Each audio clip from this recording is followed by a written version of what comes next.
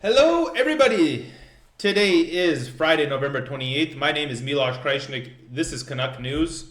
Got an action-packed day for everybody. But the big news is here, guys. You can see it on screen. It's been signed. Alberta and Ottawa. They signed it. Danielle Smith and Mark Carney put an ink to paper. Pipelines are being made, guys. Look at the happy couple. Look at them go. Look at them smile. Look at them smile. Look at this smiling couple. Look at this go. They're so happy. I love it. He's smiling like he's in like grade 5 and he just told her he likes her. You know what I mean? He's got that dumb smile on his face. It's wonderful. I love it. I love all the happiness. It's just like positive vibes going on. You know what I mean, guys? But we're also going to talk about people who are being a bit of a negative Nancy regarding the whole situation. We have a Liberal MP who's stepping out. Obviously, the coastal First Nations are also complaining because that's what they always do with pipelines. But let's really get into this, guys. So Ottawa and Alberta sign energy deal signaling major shift in relationship. Hallelujah. Alberta and Ottawa have agreed to a new energy accord that seeks to spur an industrial transformation, signaling a seismic shift in the federal government's relationship with oil and gas sector in the province as Mark Carney abandons many of his predecessors' signature climate policies. Yeah, because they fucking sucked. They were terrible, guys. Those climate policies literally did nothing. They did absolutely no good for Canada. And they have no impact either. So the Prime Minister and Alberta's Premier Danielle Smith signed the Memorandum of Understanding in Calgary Thursday, a deal both governments said positions Canada as a global energy superpower while also meeting climate goals. I mean, the best thing would be for us to just avoid this part here because anybody that's an actual energy producer does not care about climate goals.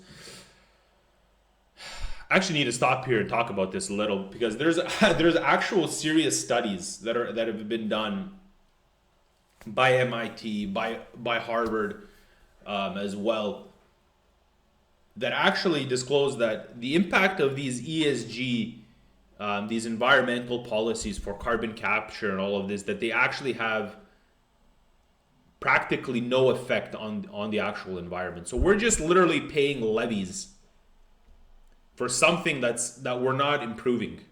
You know what I mean?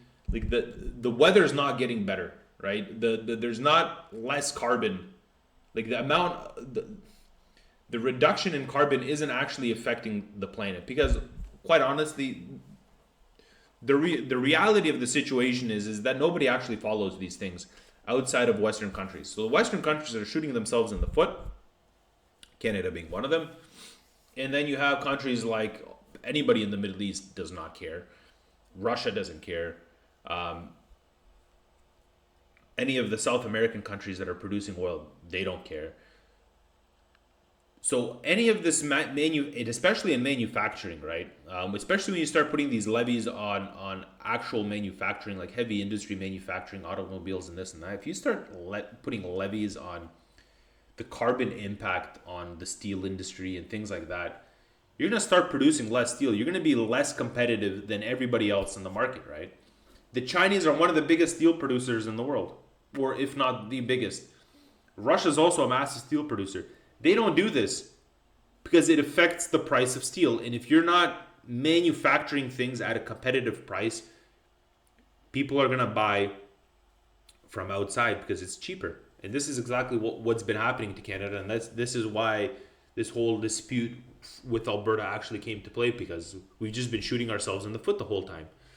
So it says the Memorandum of Understanding unlocks Alberta's energy sector and diversify export markets in the face of Donald Trump's trade war, laying the conditions for construction of a new pipeline to the West Coast. The deal, which set off alarm bells among environmentalists and some Indigenous leaders, follows vehement opposition from British Columbia Premier David Eby over the prospect of a pipeline. And then we have the cabinet minister who left, right? But like, who cares? like what environmentalist groups? These are some NGOs that have actually no impact. So they're making biased studies on the impact of the carbon footprint that industries have on the world, or that they did it with cows as well, right? So minor digression. This is the same BS that made the Canadian government start selling lab-grown meat. Like, what the hell? You know what I mean? This is that same lunacy with these environmental groups, right? Obviously, because a pipeline's being sent to the coast, you wanna make technology, coastline technology, so that you absolutely make it very strict, so that you don't have any oil spills. Obviously, that should exist. We're not gonna go around spilling oil and stuff, killing all the fish, and 100%, right? But like we can't be doing this. Like, it doesn't make sense. And so it also says the Bloc Québécois leader Yves-François Blanchet said pointedly that Thursday will be remembered as the day a federal commitment to combating climate change died. Every political party is going to be taking a stab at this, right? Every political party, right? But the thing is, this is key. Like, we need this. We need this because we can make more money selling globally, right? Our oil, right? Our gas. Yeah, obviously, we need to have a diversified economy. Absolutely. Just a quick video here for us to watch. Alberta and the federal government have signed a memorandum of understanding for a pipeline that Daniel Smith has been pushing for several months. This agreement doesn't guarantee a pipeline, but is a framework that supports the idea of one, as well as prioritizes Alberta's goal of accessing Asian markets. Now, as part of the MOU, the federal government has agreed to exempt Alberta from some federal environmental laws like the oil. Why do we need to access Asian markets? Why? Because those are the fastest growing economies in the world right now. They need reliable sources of energy. They need reliable oil. Japan needs it. India needs it. South Korea needs it. They all need it. South Korea is a smaller country. It's not that big, but Japan has 150 million people. It's a massive market. India is like 1.5 billion. These countries need energy. This is where we come in. What's the big problem? We need Asian markets. And we're on the Pacific coast. Like, you know what I mean? We can directly sell to them. That's exactly what this is about. Oil and gas emissions cap, while asking the province to expand its carbon capture program. The heart of what is a multifaceted agreement. We have more work to do going forward, but a multifaceted agreement. In effect, it creates an energy transition, all aspects of energy. She's so happy. It really sets the stage for an industrial transformation. The project outlined in the MOU is for the construction of one or more private sector constructed and financed pipelines, as well as the construction and finance of what Smith says could be the world's largest carbon capture and storage project as a way to reduce Alberta's emissions. That's a waste of money. So far, there hasn't been any word of any private companies coming forward to finance or build the pipeline. We have been working for some time on addressing the 9 bad laws, as I like to call them, that have been impacting our investment climate here. And as I think what it's going to do, especially with the removal of the emissions cap on Alberta, as well as the removal of the net zero power regs, I think it's going to unleash an incredible amount of investment. Although Alberta is considering this a win, there are still several groups that the province needs to get on board with the projects. The MOU says the pipeline will be co-owned by Indigenous people, and both the province and federal government have agreed to engage meaningfully with First Nations. BC, as well as many coastal First Nations and environmental groups, have expressed opposition to the pipeline. The MOU really outlines how Alberta and the federal government will work collaboratively, but there is still quite a bit of work to be done to convince BC, as well as Western First Nations, that this project is a good idea. Sarah Reed. And this is what I don't like about it, right? So the federal government is bending over backwards to cater to the small group, the First Nations, right, who are all going to be employed by this thing. Like, no one lives off of the land anymore, really. Like that doesn't exist anymore, right? The federal government's actually trying to include First Nations into this whole project, and they're still complaining. And honestly, I would draw the line at one point. I'd be like, listen, this is happening. You know, like, too bad. And they always call it our land. This is our land. This is the Crown's land. This is the Crown's land. You know what I mean? Like, I mean, we have to be brutally honest with ourselves in the land that we live on, right? In the historical facts that happen. Yeah, we don't need to be, you know, assholes to First Nations, absolutely. But like, there has to be a cooperation. The country needs to be moving forward. If this small group of people is going to be sabotaging any kind of infrastructure project, like the law needs to be laid down. This has to happen. End of story. But we have this loser, this liberal loser, Stephen Guilbeault.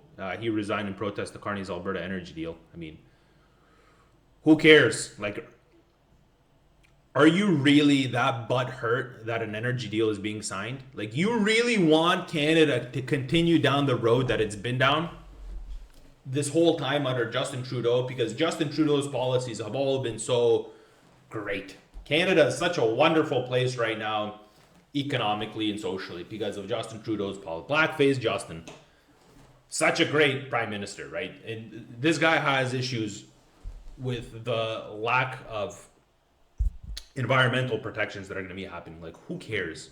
Who cares? We need to be competitive. Career environmentalist. Here's the thing with being a career environmentalist. All that means is that you spent your entire career not actually doing scientific studies. You're just an environmental activist that read punchlines and actually doesn't know the scientific facts of environmentalism, because every real environmental scientist has said that our carbon footprint, that humans' carbon footprint on the world, is not that drastic. The amount of carbon that's being produced today is not that significant when you look at the history of the carbon that's been being pushed into the world, onto Earth, that's been fluctuating throughout history, right? So our uptick is such a minor uptick when you look back like a million years. So this is just posturing. This is just some liberal loser complaining that, get out of here. And then we have these just more people posturing. They're prepared to challenge the pipeline project. And what are you gonna what are you gonna complain about? You're all gonna get employed. You're all gonna have great jobs. You know what I mean? Like, what's the problem? What's the problem? They might not be able to stop the pipeline, but said they're prepared to challenge any project in courts, adding delays and uncertainty. Like, why would you do this? Why would you do this? Anyways, let's see what they say, because we have an actual speaker here. We are very disappointed that the Government of Canada has committed with Alberta to explore the feasibility of an oil pipeline to the north.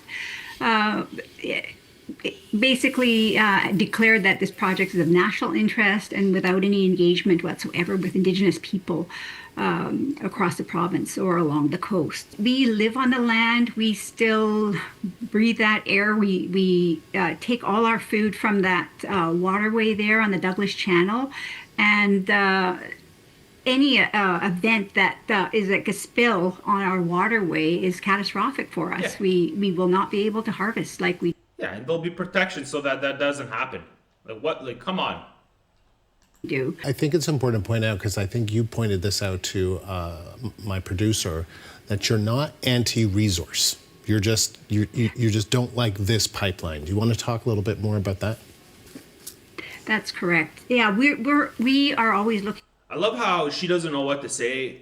So the guy from CBC has to give her something to talk about, right? Because she actually doesn't know. Like, they're just so full of not wanting to support anything any federal government ever does, that, you know, they're the incessant antagonists in Canada, right? And so the journalist here, he has to actually say, hey, you talked to my producer earlier about, you know, you're not actually worried about, or you're okay with energy, but, you know, it's this pipeline specifically that's problematic for you. Get out of here. Get out of here. Looking for a win-win, and we felt that we have found. There's never a win-win. There's no win-wins. This isn't a negotiation. This thing's happening. There's no win-win.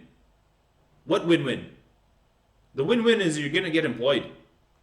Like, there's going to be no unemployment where you live. On that, with the development of LNG facilities on our shores, we feel that that is a fit that works with our values. The transportation of LNG on our waterways doesn't pose a high risk to Our waterways.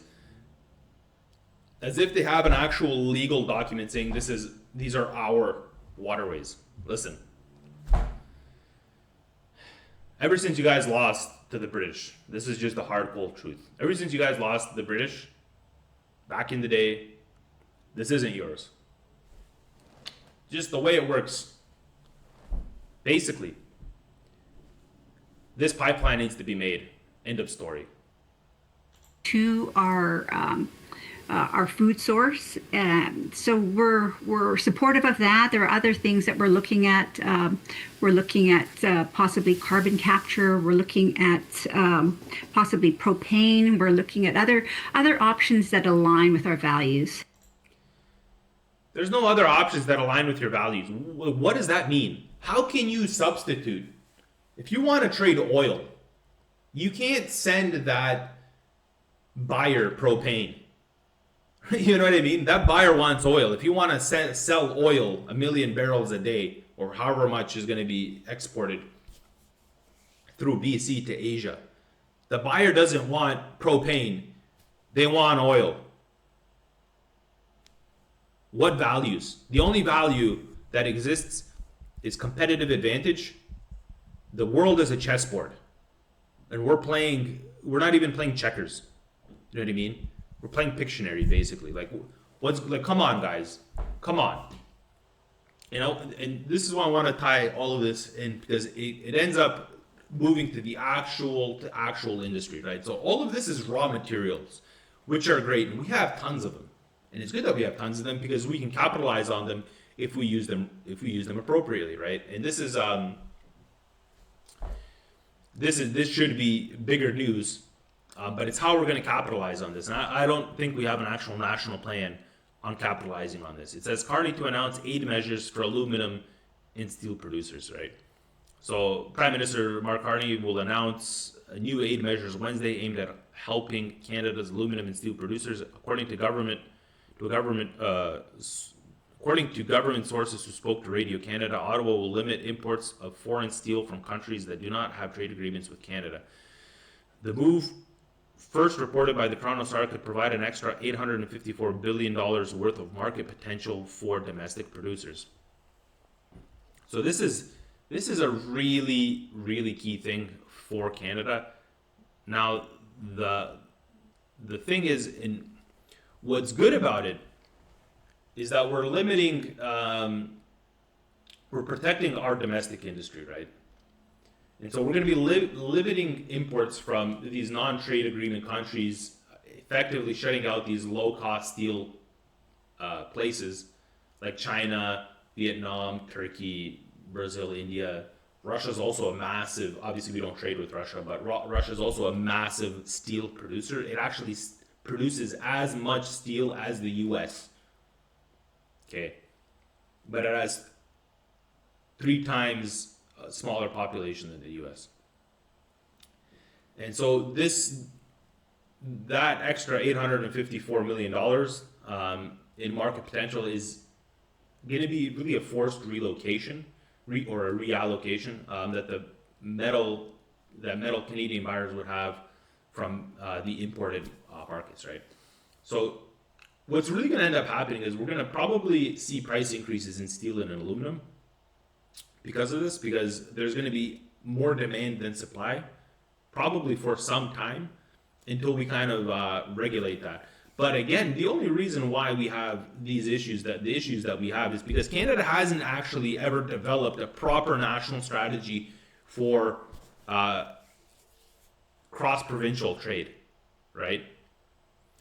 Like, shipping goods, in this case steel, to like Manitoba or Alberta is probably going to be more expensive than actually just importing it, right? So this is why I'm constantly saying, like, we continually shoot ourselves in the foot internally, and then we complain we blame somebody else for our own shortcomings, right? So the key thing here is, though, it wasn't mentioned here, is that there's an actual interprovincial shipping cut. It's going to be around 50%.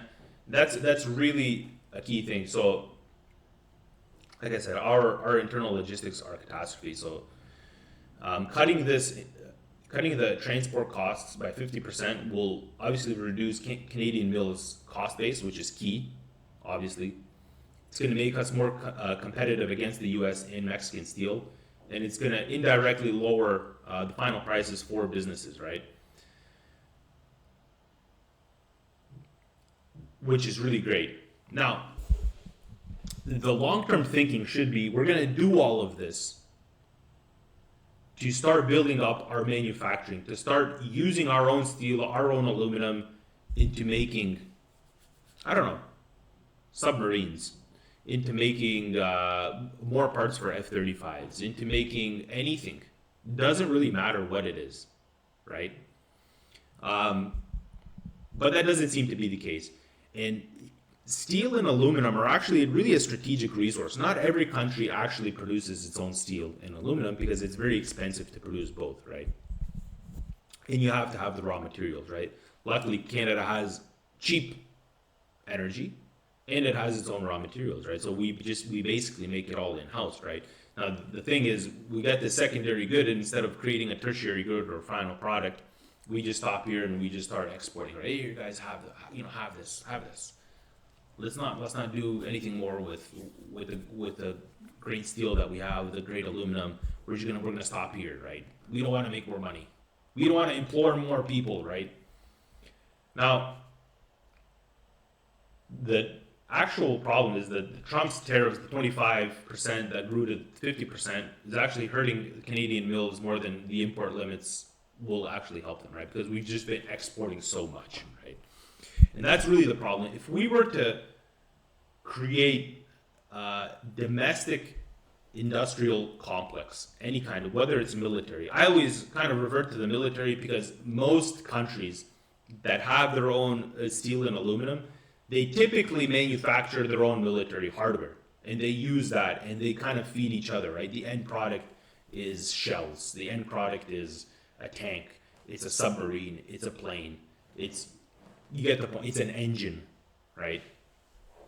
And our manufacturing base has eroded so badly that the country is now more dependent on foreign imports than its own products domestically, which is exactly why, we're resorting to all of this. And ESG has actually had a massive impact on all of this, right? It's tough to say, guys. It's tough to say what's the best route. I think we need to be a manufacturing giant, just giant. An energy giant and a manufacturing giant, because they go hand in hand, right? They go hand in hand. And so this is a quick clip of Mark Carney in Parliament. Well, Prime Minister Mark Carney says more help is on the way for industries that have been hammered by U.S. tariffs. Yes, Mr. Speaker, there are sectors, the auto sector, the steel sector, the lumber sector, the aluminum sector, that are under pressure. We care. We're acting in those sectors. There will be announcements this week to further support. Senior government sources telling CTV News that new measures to support the Canadian steel industry will be announced on Wednesday. That includes a cut foreign steel imports from countries where Canada does not have a free trade agreement. Now, the move is aimed at allowing Canadian steel producers to fill the gap in the domestic market. The government also plans to cut interprovincial rail freight rates for steel. Yeah, exactly. But we need better infrastructure in general across the provinces for transporting goods as well. And so this is obviously tying into all of this because, as we can see, the manufacturing job rebound that's been discussed, it doesn't actually exist, right? So it says for 2 months, Canada's most closely watched survey of the job market has reassuringly signaled that a rebound in manufacturing employment is underway. But obviously, actual employer payrolls suggest the growth was an illusion. We have a great chart here exactly showing how far payrolls have actually fallen, right? So it says, in September, Canada's manufacturing sector shed more than 9,500 jobs from the month before, the 9th straight month of decline this year. And this is a Statistics Canada survey of employment payrolls and hours released on Thursday. And so it's a stark contrast from the agency's labor force survey, which polls households about their employment status and is more current. So it says in October, employment in the manufacturing sector was up by 36,500 jobs from August, according to the LFS, and had largely rebounded from declines after U.S. President Donald Trump's. So there's a massive disparity in the statistics that are being shown, right? So are they purposeful? They could be. Wouldn't surprise me at all. At all. Well, one thing is for sure, Canada really doesn't manufacture its own stuff, right? We have factories like Toyota in Cambridge, Ontario. There's a number of GM factories in Ontario previously. But they're all foreign, automobile makes, right? Like you can't base your own automobile sector on foreign cars, right? Like we need to be producing our own stuff. Because when you produce your own stuff, no one can really blackmail you, in a way.